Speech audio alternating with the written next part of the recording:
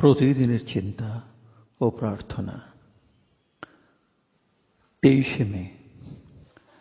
দিনের প্রধান চিন্তা, যিনি সম্পূর্ণ নিরহংকার তিনিই সর্বশ্রেষ্ঠ।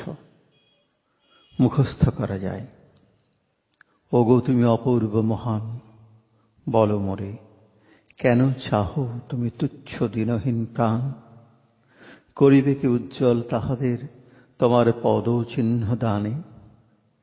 আসিলে কি এত নিচে তুমি, ঘুচাইতে আর্তের অন্তর্বেদনা, দিতে সকলেরে নীরব সান্ত্বনা?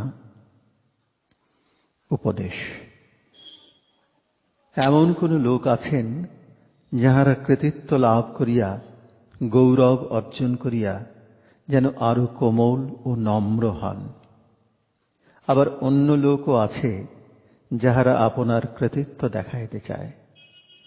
সাধারণ লোক সর্বদা নিজের গৌরবে গৌরবান্বিত হইয়া গর্ব করে, কিন্তু যিনি মহৎ তিনি জানেন যে তাহার ছোট বড় সকল গুণ, সকল কৃতিত্ব ও অক্ষমতা তাহার সুখ দুঃখের মধ্য দিয়া শ্রী ভগবান নিজেকেই প্রকাশ করিতেছেন। তাহার সকল অভিজ্ঞতায় তিনি একমাত্র এই সত্যই উপলব্ধি করিতে চান যে তাহার জীবনে সকল চিন্তা ও কর্মে একমাত্র ভগবানের ইচ্ছাই পূর্ণ হইতেছে। প্রার্থনা। হে সনাতন অনন্ত পুরুষ, তোমার বিরাট ও মহান সত্তা আমার মধ্যে পুলক আনয়ন করে। আমাকে তোমার যোগ্য সন্তান হইতে শিখাও, আমি যেন নম্র ও পবিত্র হৃদয় হই। জগতের জাঁক জমক যেন আমাকে কখনো অন্ধ না করে।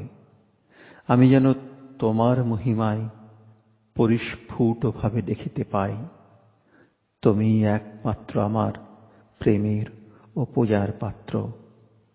তোমার সর্বব্যাপী সত্তা আমার কাছে প্রকাশিত করো এবং আমাকে সতত তোমার শান্তির মধ্যে রাখিও।